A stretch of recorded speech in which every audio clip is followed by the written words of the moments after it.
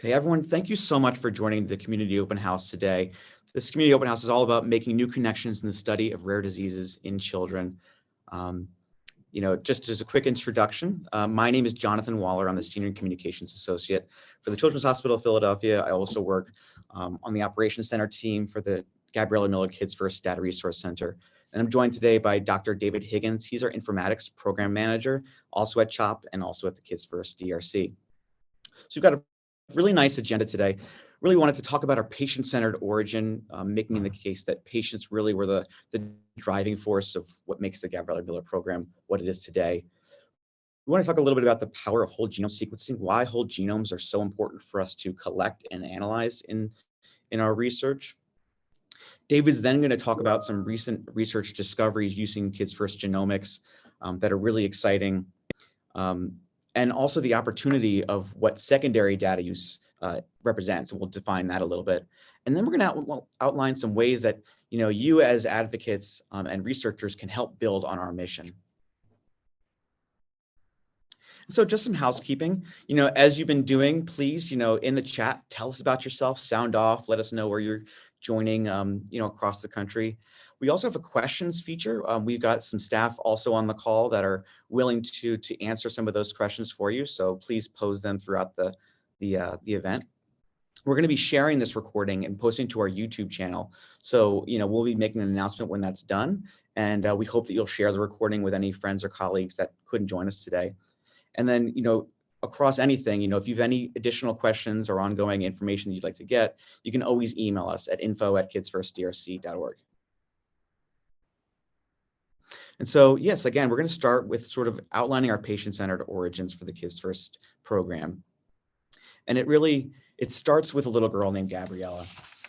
So at age 9, Gabriella Miller was diagnosed with a diffuse intrinsic pontine glioma, or DIPG. And it's a rare inoperable form of pediatric brain cancer. Less than a year later, Gabriella Miller succumbed to her illness, but not before making an incredible impact on the future of rare disease research for kids. During her treatment journey, her family kept encountering the same dismal truth. There just weren't many treatment options for her type of cancer. In fact, no progress in DIPG treatment had been made in more than 40 years.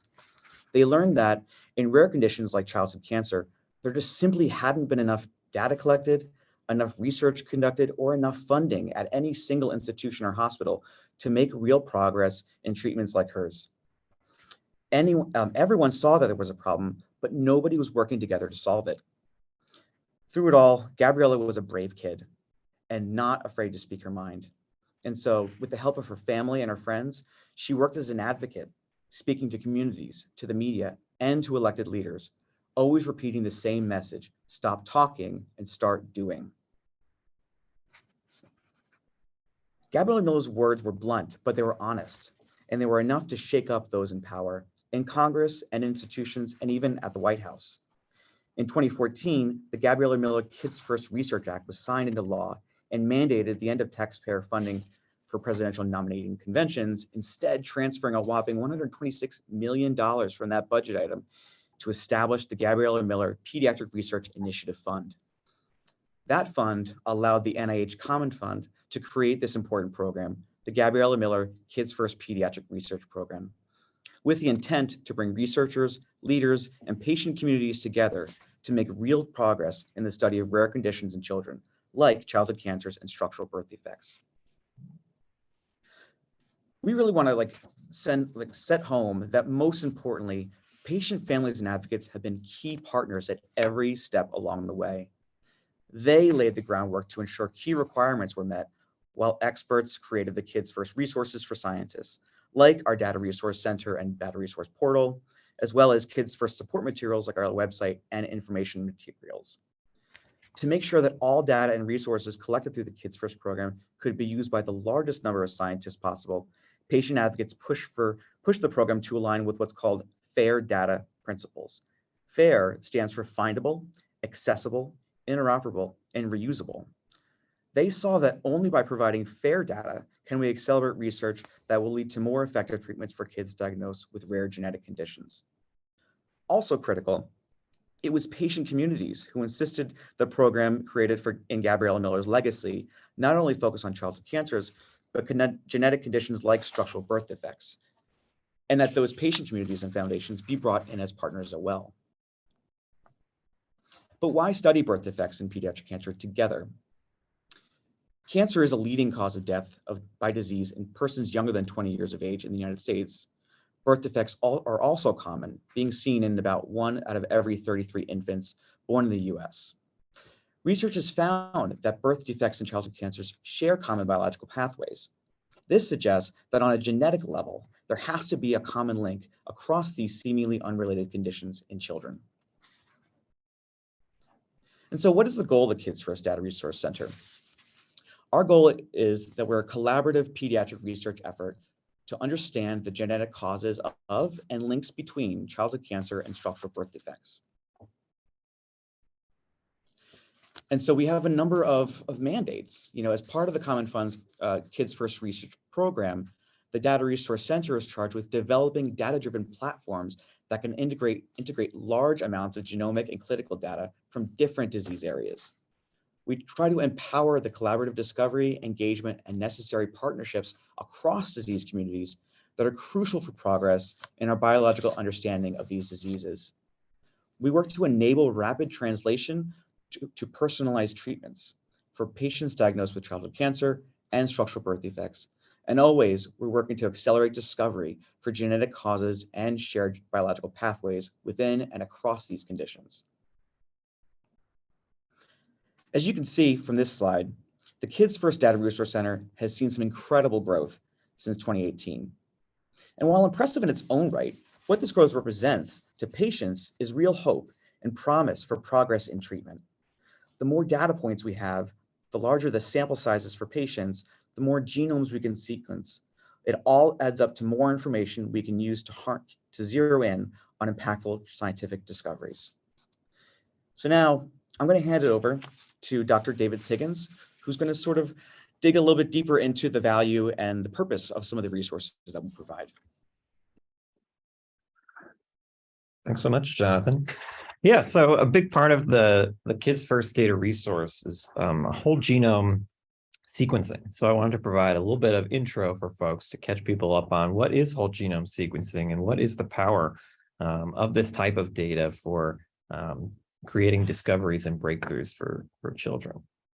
And so when I think about the whole genome, we can maybe start a little smaller and just think about what does a gene and what does a gene look like? So a gene is a sequence of DNA in our cells that has the directions to make a protein. And so down here at the bottom, these proteins are like the brick and mortar of our bodies. So proteins are very, very important for life. Our muscles are made of proteins. Our brain is filled with proteins. Our cells talk to each other through proteins. So much of our body is these individual little protein molecules. So the directions for making those proteins is in our DNA. And one set of directions to make one protein is called a gene. But if you look at our diagram up here, there's our gene, but the DNA extends beyond that. And so our DNA is more than just the directions to make proteins. It has a lot more extra stuff out there as well, and the entire genome beyond just the genes. So you can imagine we take this graphic and then we zoom out a little bit to see, well, what does, this is what a gene looks like, but what does the whole genome look like? So this is a view of what's called a genome browser. And so we're looking at a specific portion here on chromosome 7, where the individual genes labeled. And so there's a whole lot of genes in the human genome. There's about 20,000 of these genes, and you can see them represented here on this diagram from left to right. And so by looking, you can see that, there's a lot of diversity and variation in the human genome. So sometimes genes will be all alone out here by themselves with no other genes nearby, while other times genes will be grouped together. They'll be almost right on top of each other, next to each other in the genome. So there's lots of different and diversity in the human genome. But you can see that when we're panning out here, you can see that there's a lot of space and there's a lot of stuff in the genome that isn't genes. And so just by looking at the genes themselves, that doesn't give us the complete picture of what's happening in the genome.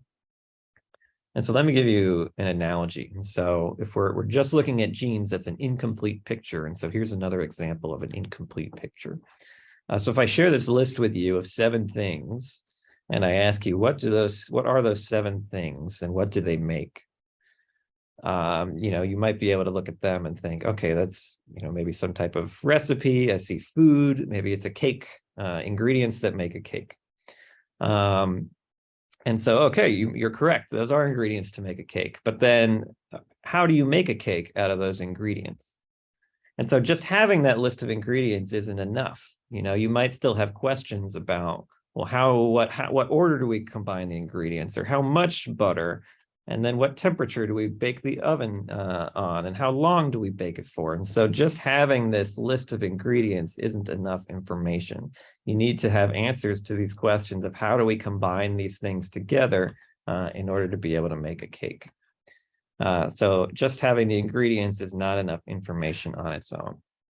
So to bring it back to the genetic analogy, just knowing information about the genes, knowing that eggs and sugar and flour and butter all combine together to make a cake down here at the bottom, we need to know more than that to be able to understand human biology and medicine. And so we need to understand not just the genes, but what's going on here outside of genes, which is where our directions are. Bake at 375 for 50 minutes. And so by looking outside of genes, we can get the full picture in the whole genome, and we can learn more about human disease and impact. And so when we sequence these samples, and we begin to analyze them, we'll receive, for example, here, a patient sample, and there's our DNA sequence listed. And so we might be curious, well, what is about this patient's DNA is different? What might have caused them to be born with a structural birth defect, or what might have caused them to develop cancer? And so just by looking at it, it can be hard to tell because it's just a long list of nucleotides, of letters in our genome. So we like to do comparisons, which help us find answers a little bit easier. And so we'll compare the patient sample to what we call a reference sample. And so this is another copy of the human genome. And we'll just do an analysis where we want to see what's different from the reference sample on the left to the patient sample on the right. And so here I highlighted some of those differences. And so each of those differences between the patient sample and the reference sample is called a variant, or sometimes it's called a mutation. And so the Kids First DRC provides researchers a list of all these variants as a starting point to help them jumpstart their research. So we provide them a list of, there's a G here and an A here and a C here to help them get started. We also do additional sequencing and analysis as well. So in some projects, in addition to sequencing the patient, we might also consent the patient's parents to submit a DNA sample as well. If that's the case, then we'll sequence mom and dad's genome and then include that as part of our comparisons to help us learn more about our analysis. So if we look across all 3 of our family here, our patient, our parent 1, and our parent 2, we can try to get a sense of which of these variants might be the most interesting for this disease. So for example, this G that I'm highlighting here, it seems like the whole family has this letter G. But if we know that the parents don't have the birth defect, but the patient does, then maybe that letter is maybe not that interesting, maybe not that important for the onset of this disease. By looking at these parent samples, we can also look at what combines together. So here we see that, parent 2 has the A, parent 1 has the C, and they combine together to A and C in the patient. Maybe combining these 2 variants together could be causing something. And so we can track how variants and genes are inherited between the 2 different parents. Sometimes the most exciting, and especially on the current part of research that many genomics researchers are looking for, are variants like this one in the bottom here. And so this one is unique to the child. So the patient has a G, but neither mom nor dad have it. And so something about in the child's DNA spontaneously caused this mutation to arise. So it's unique to the child.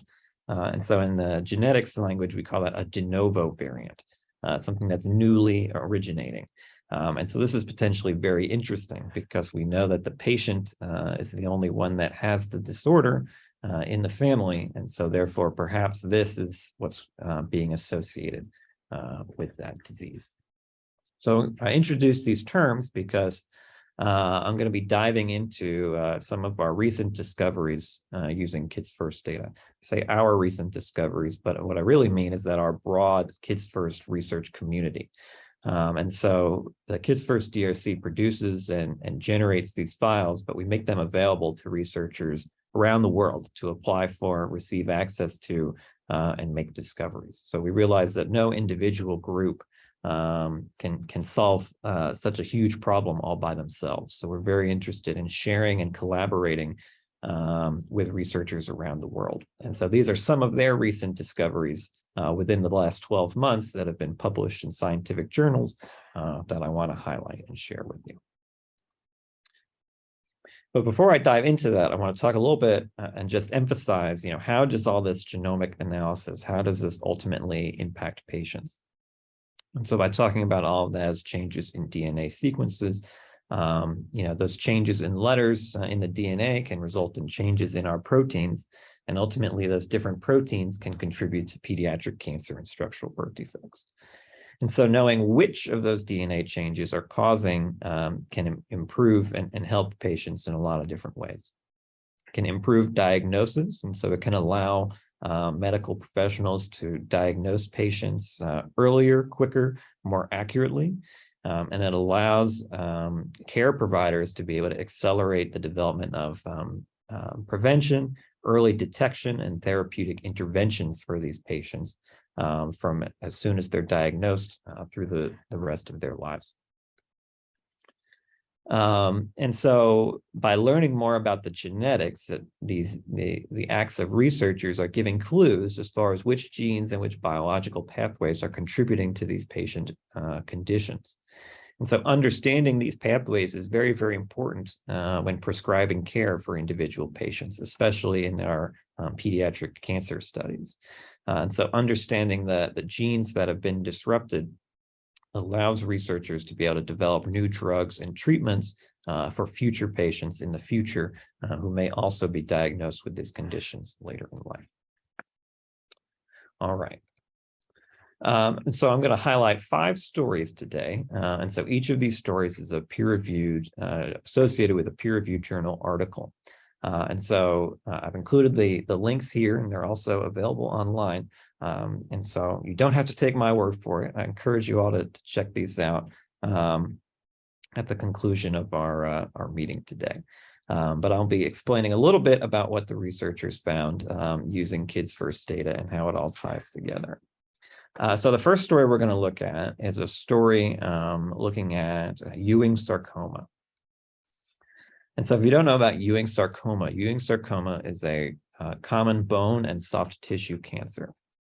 Ewing sarcoma is a very aggressive cancer, and it requires very intensive treatment of patients. Overall survival is very high for patients who are treated early, but this intensive treatment can cause significant side effects for patients. And so, and additionally, that if patients relapse or are metastatic Ewing sarcoma, rates for cures in those populations are very poor. And so the researchers here, so this blue box, and you'll be seeing these blue boxes throughout. This is words from the authors of the paper. So I'm just providing it here. This is what the authors are telling us directly. I'm just providing it for reference. And so what the authors, their goal that they were trying out to do with this project is that they really want to develop a more informed and less toxic treatment for Ewing sarcoma. And in addition, they want to better screen children who might be at risk for developing Ewing sarcoma, which would allow for even earlier prevention, earlier detection and prevention, which is the ultimate goal.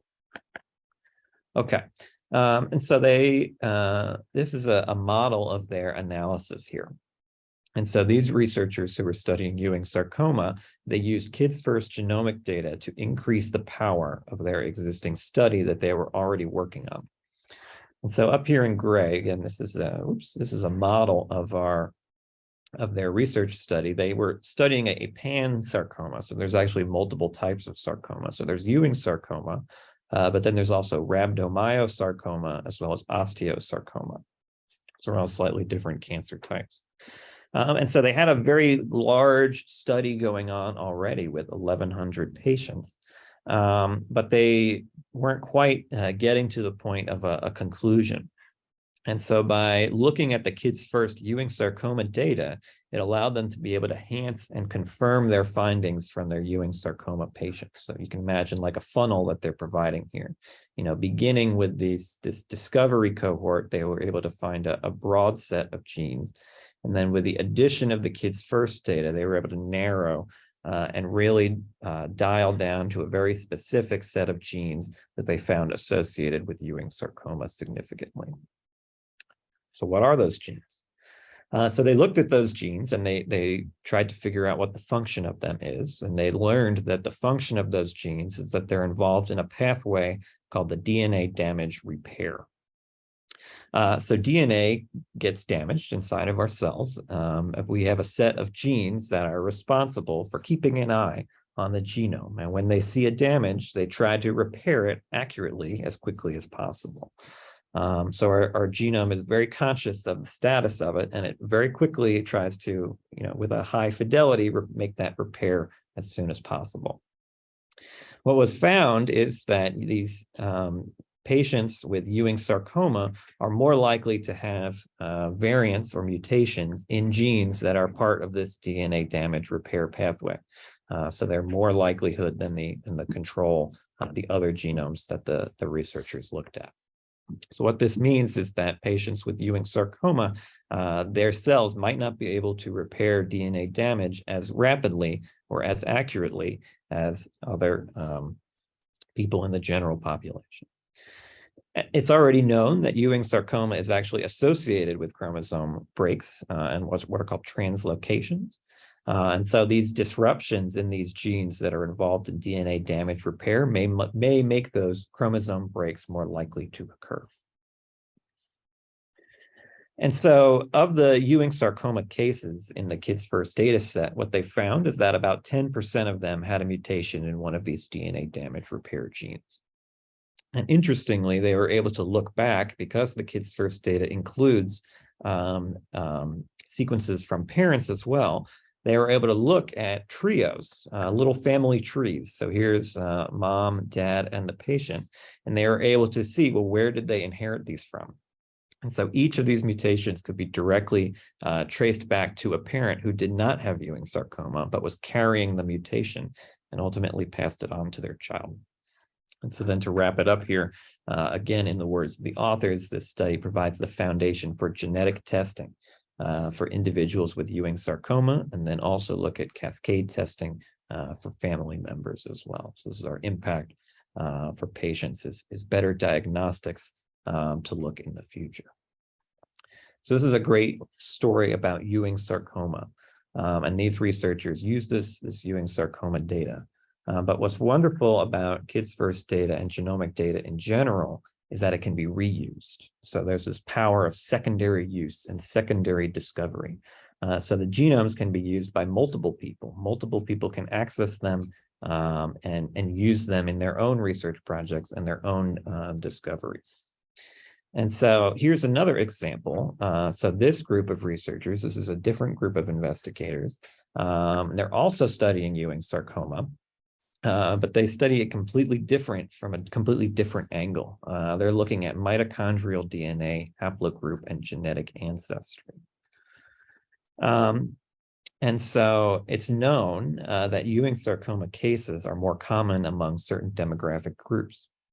So for example, it's known that Ewing sarcoma is more likely to arise in individuals of European ancestry, and it's much less likely to be diagnosed in individuals of African ancestry. And so what these investigators are trying to look at is, can this ancestry information, these markers in DNA, be used to be able to uncover additional causes of Ewing sarcoma?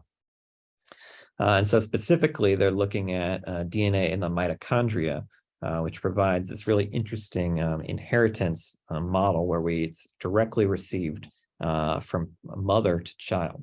Whereas the nuclear DNA in our chromosomes in our nucleus, come from mom and dad, they recombine and shuffle together. And so it can be easier to trace heritage and genetic ancestry by looking at the mitochondrial DNA, which is what these investigators chose to focus on.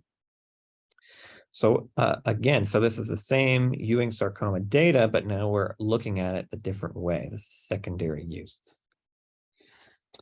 And so what did they find? And so, this is similar if you're familiar with, products like 23andMe or Ancestry websites that allow you to be able to trace your genetic ancestry. This is what these investigators are doing with the genomic data. They were able to trace, so this diagram here is called a phylogeny, and it's a kind of like a big family tree of our human species, how we're all related to each other on our big shared tree, shared heritage. And so the width of these branches corresponds to more Ewing sarcoma cases in these different demographic groups. And so you can see the widest, it's most frequently, the most cases of Ewing sarcoma have this type R haplotype, which is associated with Asian and European ancestry, which is consistent with what the investigators were predicting based on the predisposition of different demographic groups. So this is an example of looking at multiple ways of analyzing the genomic data to try to understand, is there something special about these particular genes that might be associated with this cancer.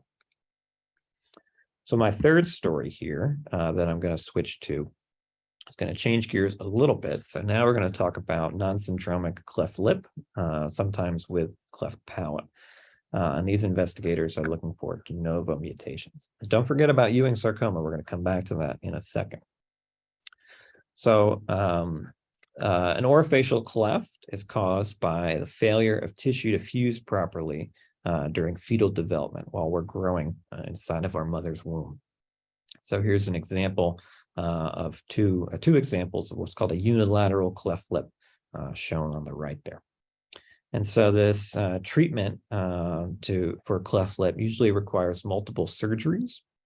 And even after surgeries, individuals continue to have an increased risk for health complications, a higher risk for mortality through the rest of their lives. And so what the investigators are looking for here in my, again, words from the author box down here at the bottom, is that they want to identify de novo mutations associated with non-syndromic cleft lip or palate. And specifically, they want to look in non-coding regions. They want to look outside of genes to get, to learn about how things are being regulated and expressed. And so this non-coding region, like I mentioned at the top of our presentation, it can be hard to look there. And so it's hard to get a sense of, is this mutation having an effect? Is it disrupting things nearby? And so it's much more difficult to get a sense of the effects of these variants in these non-coding regions. So they developed a software tool where they were looking at de novo mutations in orofacial cleft cohort. And so this is a pie chart showing what they found. And so this little tiny piece is 3.5%. These are variants that are popping up inside of exons. So that's the portion of the genome that is encoding proteins. So these are the cake, the butter, the eggs, and so forth. A whopping 96.5% is everything else in the genome. And so all of the variants outside, are directions, when to turn these genes on, what temperature to bake the cake at, et cetera. And so this is the result that they got. And so the investigators kind of sat and looked at it and like, well, is this correct? We're not sure. This is the first time we've done something like this. So, well, what can we do to make us get a sense of whether this is accurate or not? Maybe we should measure it on a second cohort and compare and see what we get. So they did that. And so here's their words. And so additionally, in addition to their cleft lip study, They also took a set of trios from children who were affected with Ewing sarcoma. And this is what they called the non-cleft reference cohort. So they took that same data set, and now they're using it to empower their discovery in research for cleft lip and palate. So they're combining Kids First data sets together, again, to enhance discovery and enhance breakthroughs. And what they found was that, yes, these pie charts look very similar to each other. And so they have a similar distribution within these different groups. And that indicated that, perhaps this software might be onto something here. And they took a little bit further look. So I'm not going to dive too far into their analysis as far as what they found. But they do find, overall, they illustrates that this, de novo, especially non-coding variation is still very challenging and part of a new analysis discovery that is ongoing. But they do find an enrichment in particular, muscle development pathway that might be involved in non-syndromic cleft lip or palate etiology. So again, they're finding more pathways to look at, and this again can result in, help facilitate as far as ways to help patients, places to look for early detection and possible therapeutic intervention by knowing where in the genome things might be involved. All right, so that's my third story. So my fourth story now, we're going to look at another birth defect. We're going to look at microtia and what some investigators found trying to look at genetic causes of that. So what is microtia? So microtia is a congenital malformation of the ear. And so here is an image of a patient. And in fact, these are the two ears of one single patient. So this patient's unaffected ear is on the left here. And then their ear that's affected by microtia is shown on the right. So microtia is a malformation of the ear and where the development of the ear is disrupted. And of course, this affects the individual's ability to hear out of that ear. In research so far has indicated that microtia is caused by a mix of both environmental and genetic influence. And so specifically, similar to Ewing sarcoma and its association with individuals of European ancestry, microtia has been found to be more common in individuals of Native American and Latin American ancestry. And so you can compare the numbers in the global population of all people on Earth, about 2 in every 10,000 births are affected by microtia. Whereas if you're in an indigenous American population, it's much higher, 4 to 10 times higher, 4 to 10 times more likely to be born with microtia. So these investigators are trying to figure out why is that, what's causing this effect. And so what the investigators did is they did a type of testing called transmission disequilibrium testing. And so basically what that means is that they're trying to do this comparison, again, comparing the patients with their parents. What do the patients with microtia have in their genome that their parents do not have? So what is enriched in this set of participants? And so they did an analysis, and so their results are shown here in this plot on the right-hand side. This is called a Manhattan plot. And so each of these little dots corresponds to a region in the genome with the chromosomes highlighted. And then to very simply explain the plot is that the significance, or the more likely to be associated with the patients with microtia, that means the dots will appear higher on the graph. So if you see dots up here, that means that there's something significant at that spot in the genome that's more likely to be in the patients than it is in their parents. And so what they found, they had a set of genes that they were interested in already, but none of them were, these genes previously associated with microtia. So they looked at, your usual suspects type of places and couldn't find anything. But they did find a spot right here on chromosome 3 that ended up being significant. So how do they narrow that down a little bit further? So the investigators, what they did was they were able to add more power by combining Kids First data. So they combined data from the Kids First craniofacial microsomia study So this is actually a different study looking at a different birth defect, microsomia, but both studies and both birth defects are involved in development of the head and face. And so because these Kids First studies are harmonized, they're processed the same way, the data can be combined together to enhance the analysis. And so now that plot, where that little peak right there, you can imagine if we like double click that and want to zoom in, what we find is that little peak shows up right here between two genes called ROBO1 and ROBO2. And so these results, by combining Kids First data, it really honed in across individuals with birth defects affecting development of the head more broadly. And so especially considering, patients of multiple different diagnoses, we're finding that the underlying causes might be similar. And so empowering discoveries, not just for patients in their, with their own diagnosis, but patients with other birth defect diagnoses at large. And so they expanded their analysis a little bit further. They looked at the entire global population using a very cool data set called the 1,000 Genomes Project to say what other individuals have this similar variation on chromosome 3. And so I won't belabor the point too much further, but here's the microtia cohort here with the yellow indicating this is the what was found on our previous slide between those robo genes. And so about more than half of microtia patients have this variant in their genome. So then they looked and said, well, what other populations of people have this? And they found that the Amerindigenous populations is much more frequently arising there as well. So they're more likely to have the same genetic variant, just as they're more likely to have be diagnosed and born with a microtia as well. So the association of the genetics, the population genetics with the birth defect, it connects here as well. So they wrap up, again, in their own words, they were looking specifically at Latin American families. They found it in a regulatory region between these two genes called roundabout, or ROBO1 and 2. And they've discovered that those genes are very important in development of what's called the neural crest, which is part of the developing human body.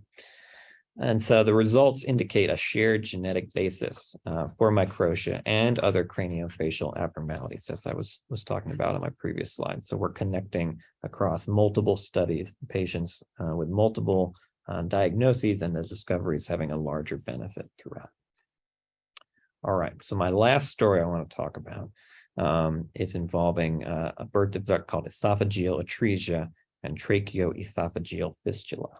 Okay. And so that's a little bit long, so we typically abbreviate that called EATEF. But this is a condition that affects the digestive system. So inside of our throat, we have two pipes. And so we have one pipe called the esophagus, and that's part of our digestive system. And so the esophagus connects our mouth to our stomach, and food travels through our esophagus. We also have a second pipe called a trachea. The trachea is part of the respiratory system. This goes from our mouth to our lungs and carries air.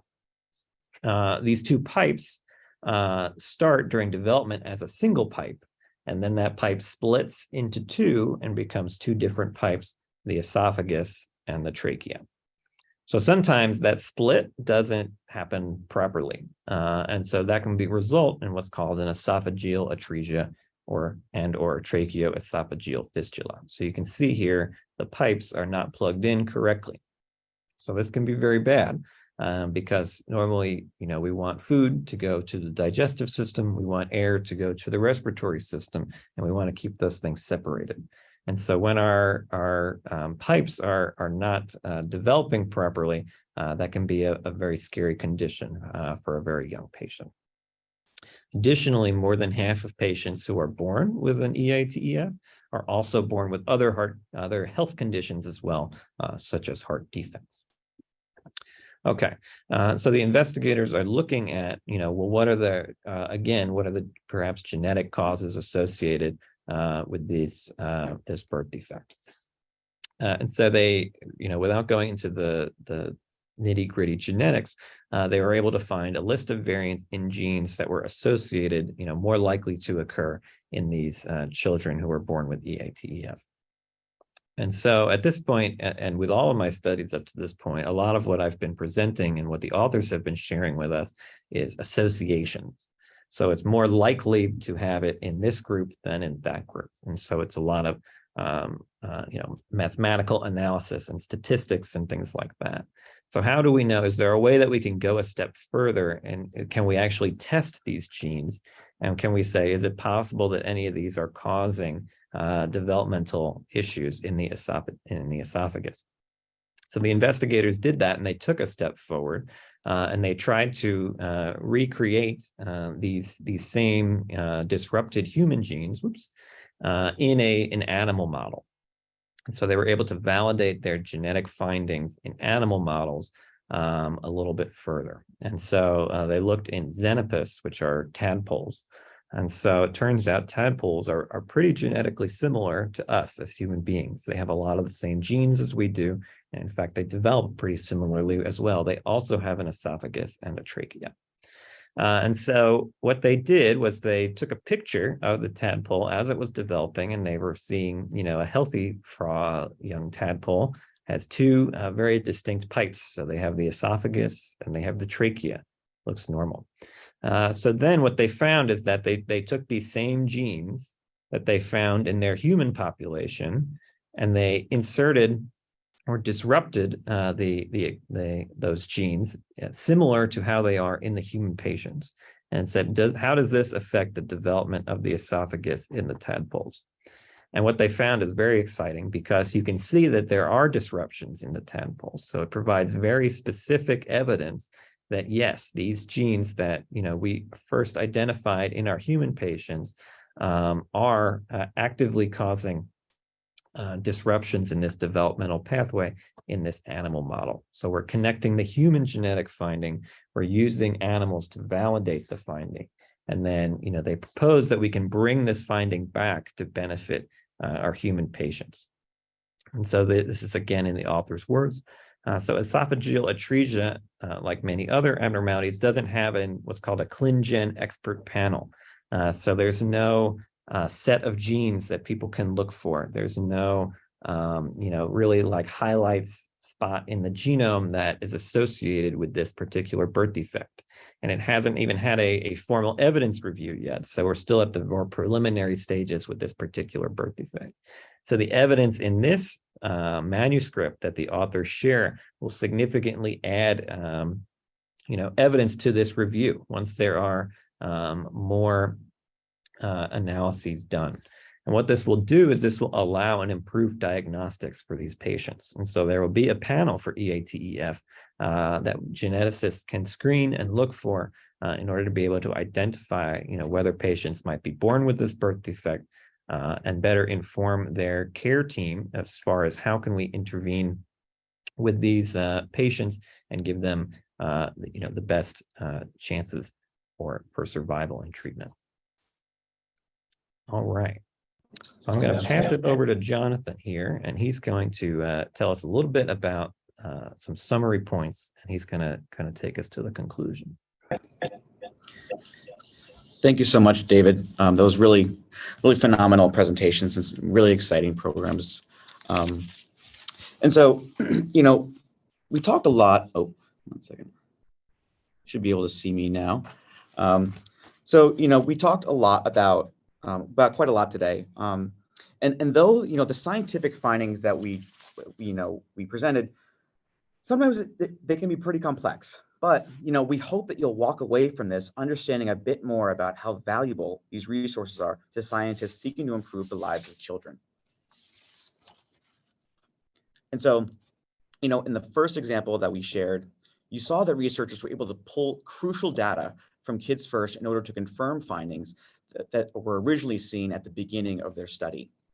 In the next research project, you saw that scientists could harness and reuse harness data from Kids First and apply it to their own research specialization.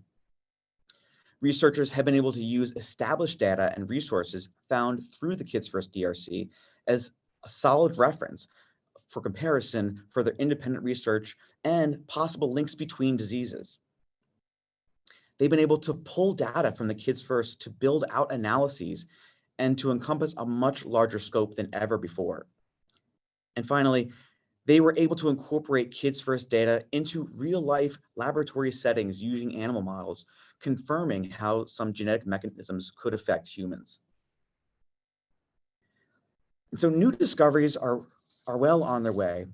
Over the life of the Kids First program, we've seen dozens of scientists like the ones pictured here across the country generating more genome sequences for patients with rare conditions. These new sequences will allow the Kids First principal investigators to kick off groundbreaking new work. But just as important is the ongoing legacy that these new data will create. As you can see here, we've had nearly 500 new applicants for secondary use of this data. The beauty of the Kids First program is that these genomic data can live on and be used many, many times over. It's the secondary use of these data, that is, used by scientists who work with the data after they've been generated and used for the original study, that more and more discoveries can be made. And so now we want to, really bring you in. We want you to understand how you can get involved in driving awareness. We have resources available for patient communities to include information about the Kids First DRC on your websites. We can provide tools for you to use to advocate for the importance of data sharing, both amongst investigators and amongst your broader audiences.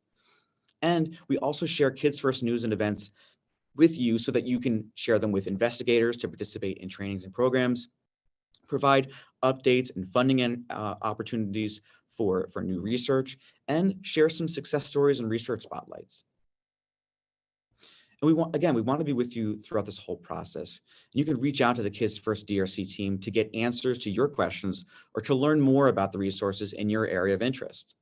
Now, you can also, we would love it if you could provide feedback to the Kids First DRC on any existing tools and share ideas for any additional resources that you'd like to see in your disease areas.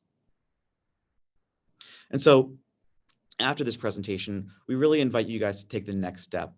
There are a number of really exciting opportunities for researchers that we would love you to help us spread the word on. There's going to be an EXA1 pre-application webinar on March 3rd.